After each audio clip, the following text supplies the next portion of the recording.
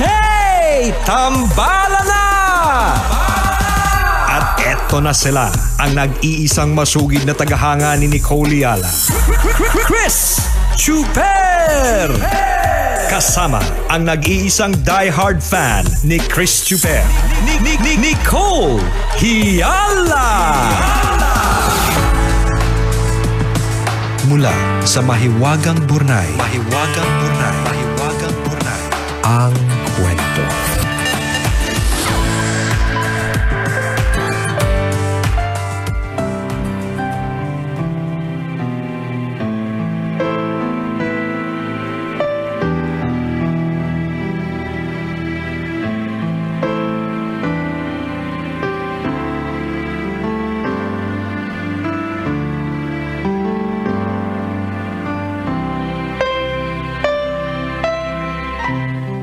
Nicole and Chris. Happy Halloween po sa inyo at sa lahat ng tambalanistang nakakapakinig ng kwentong katatakutan ko. Ano naman? Hanggang bukas na lang ba to? Ilang araw na ako sumisigaw eh. Paabutin daw to hanggang December 25. Nakakaloka! Iba, di ba?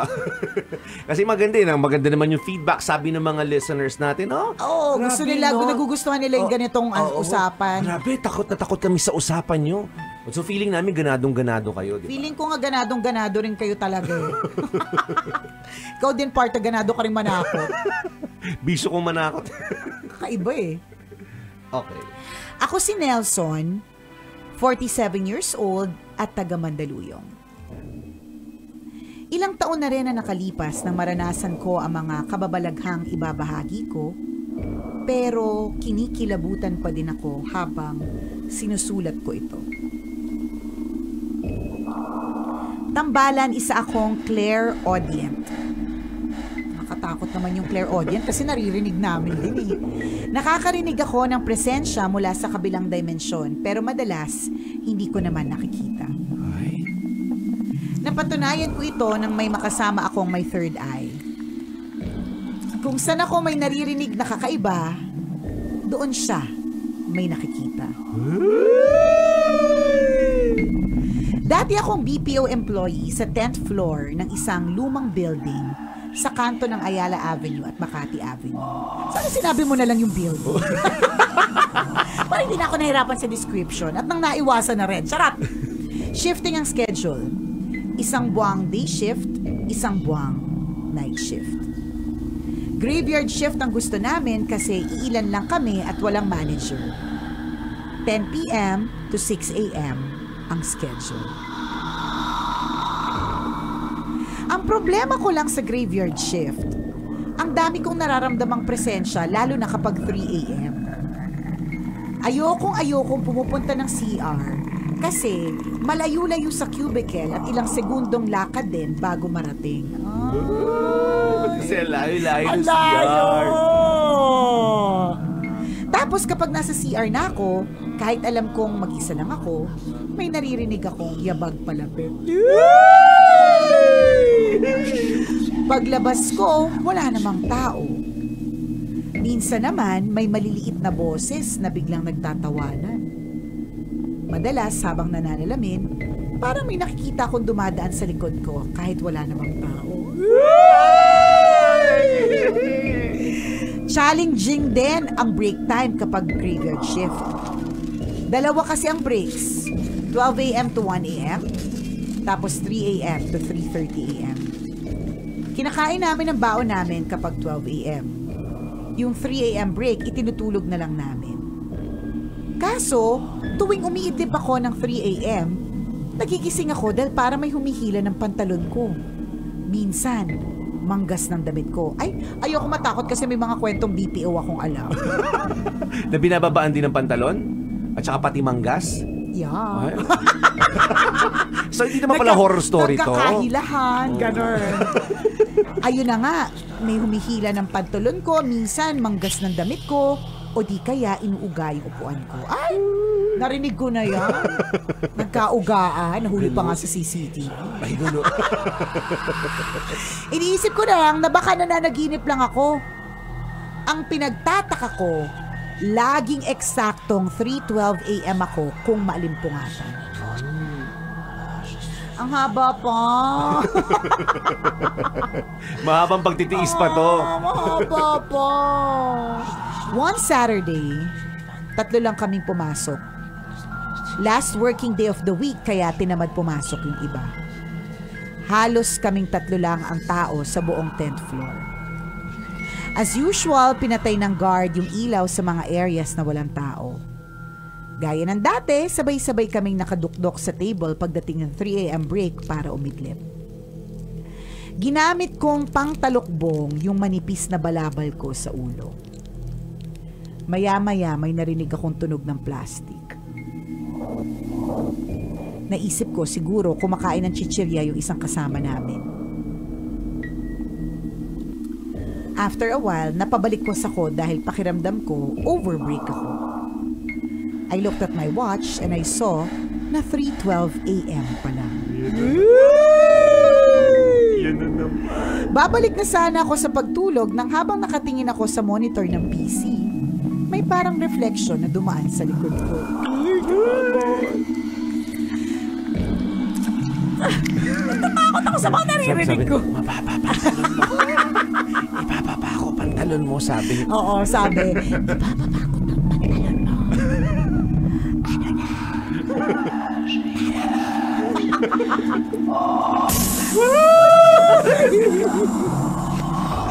Tumalikod ako pero wala namang tao. Mahimbing din ang tulog ng 2 kasama ko. Nagtalokbong ulit ako ng balabal at handa nang matulog ulit nang mapansin kong may batang nakatayo sa harap ko. Sa takot! Pag ginagawa nyo nakakatakot yung mga bata. Kaya nga, tsaka di ba yung mga bata yung mga 1, 2, nagbibilang lang naman. Bakit nakakatakot sila? Tatay, gusto ko tinapay. Sa takot, mariin kong ipinikit ang mata ko pero hindi na ako nakatulog ulit. After the break, tumayo ako at nag-stretch. Tinanong ko din yung isang office mate ko kung anong chichirya yung kinain niya.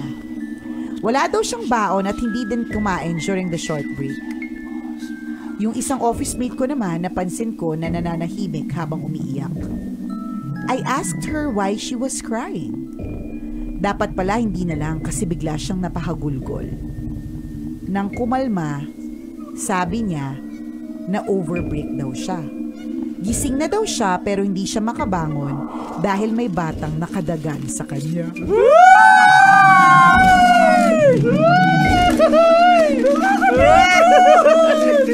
Nakabangon lang daw siya pagkatapos niyang umusal ng panalangin. Simula noon kapag nakakaramdam kami ng presensya, sabay-sabay kaming nagdarasal. Yung mga kaluluwang pag-gala-gala at hanggang ngayon ay nandito pa din sa mundo ng mga buhay. Siguro humihingi ng dasal, kaya nanggagambala. Hanggang dito na lang, Nicole and Chris. Sana ay hindi masyadong nasyokot si Nicole sa kwento ko. Ang inyong tambalanista, Nelson.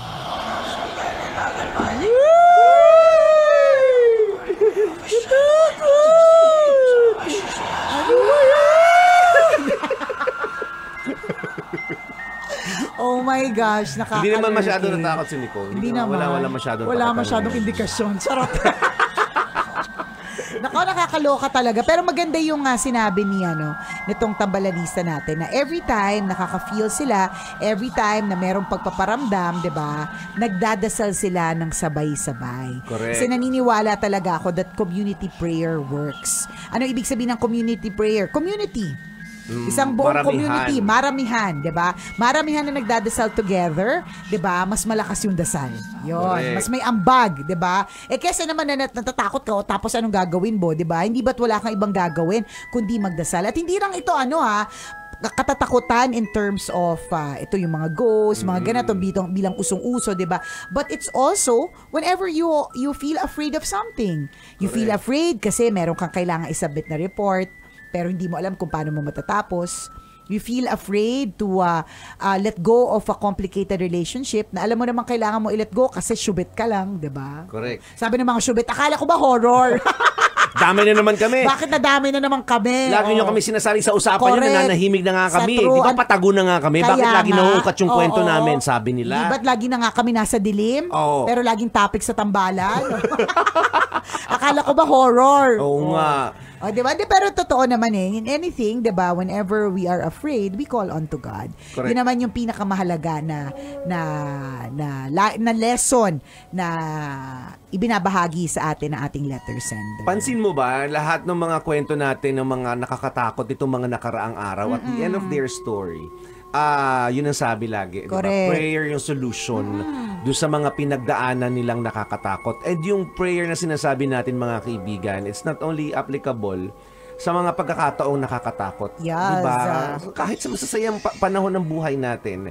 Diba? Every day. Diba? At all times, kailangan nga natin binabanggit ang pangalan ng Diyos natin. Tama. Diba? Ni Lord. Totoo. Diba? Pasasalamat. Diba? Paghingi ng tulong, paghingi ng guidance, pagtuturo sa atin ng tamang gawin. At hindi lang sa mga panahon nakakakita ka ng bata sa banyo. Correct. Or nakakakita ka ng nakakarinig ka ng chichiryang batang kumakain ng chichirya pero wala naman talaga yung bata. Diba? Importante issues yun. We call on to God. Yes. Diba? Pray. Yun, diba? Tatatagan natin yung prayer. Tapos kung may mga nakakatakot tayong mga napapanood na kinukutsa yung prayer, mas lalo mong tatagan. Kasi ganun dun sa buhay Minsan, parang sinusubukan ka, titingnan ko, susubukan ka pa talaga ng matindi. Yes. Paalakasan ito. Oo, pero syempre, mas malakas yung pananalig natin sa Diyos. Kaya nga, diba? So, ganun yun, yung kapag sabi nga daw nila, when it rains, it pours. Diba? So, kapag bubuhos daw yung mga problema, minsan, parang feeling mo, bakit ganun? Ako lahat ang sumalo, diba? Nung sabi ba ang Diyos ng problema, ang hawak ko ba ay malaking trapal, diba? may hawak ba ako malaking tent? Diba? Nasalo ko lahat. May ganung feeling. Kasi nga, tinatry ka talaga ng husto Pero wag mag-alala. Diba? Wag mag-alala. Ilang beses sinabi yung do not be afraid. 'Di ba? Sa Bible, sinabi daw 'yan ng yung do not be afraid 365 times, 'di ba? So pagpapaalala na sa 365 days in a year, na nire-represent niya yung 365 days in a year, 'di ba? Na pinapaalala sa atin na huwag kang matakot. Tayo natatakot. Di ka natatakot. Don't be afraid. Yan yung mga pangaral natin. Kaya minsan mahirap tayong paniwalaan Kasi yung mga yung mga payo namin hindi namin talaga sinusunod. Totoo 'yun. Yung mga payo namin, hindi namin sinusunod. Ang prayer namin, ang hope lang namin everyday, may mga sumunod, alam mo yun, para hindi sila mawala sa tamang landas. Tingnan nyo na lang sa aspetong ganun kami makapagbigay. Hindi na namin iniisip ng sarili namin. Importante, mapabuti kayo. Yun. Kayo ang iniisip namin. Yun ang pinakamahalaga. Ay, nako, nakakaloka. Ayoko na mag-invite dun sa mga tao na mag-send ng stories nila. Ganon, ganado pa nga sila. Iba na lang. Ang dami pa kaya nag-send ng mga horror stories ayoko nila. Ayoko na. Tapos na yung October 31. Bukas sige. Hanggang bukas na lang. Hanggang bukas. November, basta. May deadline sila, ganon. Bibigyan ko na lang kayo ng may taning na po. May taning na. May taning na pong itong pagsisend ng horror story. Hindi, ganahan nyo. Ay, naku, okay lang yan. Ganahan. Lahat ng klase ng kwento, yan, welcome. Ay, hindi rin. Diba? O yan, tanong, napanood nyo na po ba yung video? Tama, pinost na, partner, yung video ng nanakot tayo sa loob ng gabi ng lagim. Yes! Kaya dun sa mga tambalanista natin, alam nyo pa, nakakalure kayo aming naging experience. Dapat yan yung suot mo nung pumunta tayo ng Star City, tapos nanakot ka. Oo nga, Tapos bigla ka nahati, ganon. Kasi sabi nung nagme-makeup sa atin ng nakakatakot, sabi niya, magsuot daw ng damit na pwede nang itapon. Pagkatapos kasi daw, masyado daw yung makeup na gagamitin kapag ka nahulog sa damit, posibleng hindi na mabura. Gusto ko tong damit na to, hindi na mabubura. Tinapon lang yan, pinulot mo lang naman. Huwag kang maingay. Ito naman, ingat na ingat pa. Kala mo naman binili. Hindi mo naman binili yan. Ito naman, sikreto na nga, binubunyag pa. Huwag kang maingay. Hindi naman talaga sa'yo yan. Tumigil ka sa nga. manananggal talaga yan, hiningi mo lang. Sabi ko, gagamitin ko sa Halloween. Huwag kang magulo. Nag-usap na kami. Usapan namin yung manananggal yun. Nakakaloka. Panoorin niyo po Panoorin yun. niyo po yun kasi ewan ko, nakakatakot na nakakatawa. May mga natakot sa amin in fair. Nakakatawa doon si partner kasi nasa isang area lang kami. So malalaman ko na nandyan na yung mga tinatakot kasi si partner, naririnig ko na siya. Tapos yung mga sumunod na batch, hindi na siya sumisigaw. Masakit nila lamunan ko. Sabi ko, nakakapaos palang manakot. Totoo. Kasi sigaw ka lang sigaw eh. Correct. Tapos minsan makikisabay ka rin sa tili nila para mas madagdagan pa yung tili. Oo, totoo. Meron, basta panoodin niyo po yun. Ito was a fun experience. Natuwa naman ako dun sa Ay, wag kasi Nicole sumuot sa loob ng purgatorio. Oh. Pinanindigan niya. Correct, buti nga Buti nga nakalabas pa siya. Buti nga nakalabas ako eh. Sabi daw kasi yung mga mabubusila kang kalooban, makakalabas pa daw. Basta panoodin niyo po yun. It's fun. Nasa YouTube, Yes. YouTube ng Love Radio Manila. At dun sa YouTube ng Love Radio Manila, napakarami pong content ha. Kaya, i-share nyo lang po palagi para mas marami pa po ang makapanood, diba, sa atin. Yun. So, hindi na lang po tayo napapakinggan, napapanood na din tayo. Itong Halloween content ng Tambala, ng Love Radio. Buong Love Radio to. Oh yes, hindi lang po Tambalan, lahat ng mga DJs ng Love Radio. Isa ito sa mga unforgettable experiences. Correct. Natin as Tama. a DJ. Yung manakot. Kasi normally di ako nagpapamakeup na nakakatakot eh. Kung magpapamakeup na nakakatakot, kasi sasali ako sa contest, gusto ko manalo. Diba? Pero yung magaganon ako para for the purpose of mananakot ako ng ibang tao. Diba? First time ito. Correct. Dadalhin na namin ang kwentong ito hanggang sa diba? Tumanda kami na anak. Dati kami nananakot sa Star City. Kahit isang beses lang naman, ilang minuto lang naman, kumakabida. Yan diba? Tayo eh. Kumakabida pero sa totoo lang, 15 minutes lang kami doon. Ay, nakakalurke. O siya, salamat mga kabisyo sa pagtutok sa amin ngayong araw na ito. Sana hindi po kayo matakot. Ay nako, madaming takot pala today, Judith. Oo nga, nako, Judith, ano ba yan? Don't be afraid. Don't be afraid. Magsipag ka lang, may papambayad ka din dyan. Correct. Excited po kami. Muli ako po si Nicole Yala. At ako naman si Chris Chuper. Na nagpapaalala, walang matatag na relasyon sa malanding na determinasyon. Yun!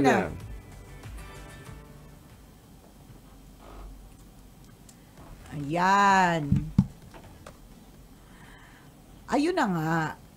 Yun na nga ang mga eksenang katatakutan. O ingat kayo ha kung ano man yung mga sasalihan nyo na mga nakakatakot na mga events, di ba? Make sure na safe. Diba? Baka mamaya, di ba, mapahama kayo. Minsan yung nilalagay sa mukha, delikado din yan. Uy, totoo. Diba? Yung alin, yung mga... Yung mga kung ano-ano nilalagay, mga dami yan eh. Make sure rejuvenating? na... Ano ba? Rejuvenating cream. Ano ba kasi? Sa bagay nakakatakot din, minsan nakakagulat, diba? Yung mga pinapahid sa mukha. Oo, yung mga diba? tita dati, paglabas sila, Oo, nakakagulat. Ang pula-pula mo, tita. Diba napalit ka na ba ng balat? Confirm, tita, ahas ka. O, ganun. Yung mga makeup na ginagamit natin, yung mga prosthetics na ginagamit natin. Yung mga contact lens. Yes, yun. Isa pa yun. Mga props na ginagamit natin. Normally, disposable yung mga ganyang contact lens. Yung mga crazy lens. Yes. Yung mga ganon. Baka mamaya, gamit na pala yung last year. Huwag mo na gamitin this year. Expired na yan. Ang tigas-tigas na. Pinakuluan mo lang sa kumukulong mantika. Diba? Tapos kating-katika nung sinuot mo. Correct. Diba? Tapos pinandigam. Nabubulag ka na. Kaya dun sa video namin, yung iba may contact lens, yung iba kalahati lang. Kaya iba parang nabulag lang yung kalahati. Parang ganun. Kasi nga, ang hirap nang hindi ka nakakakita. Kasi may mga contact lens na, yung mga pang Halloween na walang butas yung gitna. Tapos para lang siyang... Gagawin lang puti talaga lahat ng mata mo. puti talaga lahat. Para lang po ito dun sa mga 2020 ang vision. Kapag ka medyo nandun na tayo sa medyo palabo na ang mata. diba? Na ang font size na sa telepono 68. Diba? Laki. Pag nagbabasa ng text, confirmed. Mag-ingat po dun sa mga, yan, tama ka partner, pinapahid, nilalagay. Kasi baka mamaya din partner, every Halloween lang nilalabas. Yung mga gamit na yon. So, syempre, madumi. Diba? Mga ganun. Hindi na sterilized yan. So, ingatan natin yung mata natin lalo na. Marami po kayong papahid sa mukha. May mga pa yan. May mga padugo. Baka mamaya yung mga dugo na gagamitin nyo. May mga chemical. Ano ba yung mga Yun ang sinasabi sa mga... Fake blood, yung mga fake blood, Oo. Ellen. Lactobacilli, Shirota strain, ano? Lead. May mga, hindi natin alam, basta mga elements na na posible makalason sa'yo. Sila bibigla lagi sa gilid ng mata. Ingatan po natin, baka mamaya, okay, expired na, yun pa. Pag expired na, magkakos na yan ng infection. So, ingat po tayo. Tama yun, baka ginamit mo yan last year. Oo, hindi mo totoo. ginalaw, tapos na-tempt ka na gamitin ulit to. So, baka madisgrasya ka lang. Yung mga prosthetics, baka magkaroon ng Basta, ingat-ingat po tayo. inflammation. Correct. Baka mamaya, nanakot ka, tapos mukha kang maga nung time na yun, pero part yun ng ano mo, di ba? Ng look mo na parang namumula ka. Eh, what if for life na? Kasi, forever kang maga. oo, di ba? Forever kang mapula. Para kang sinampal ng mertiolate. Ingat. Ingat po tayo. Ha? O siya, exit na kami. Salamat! Bye!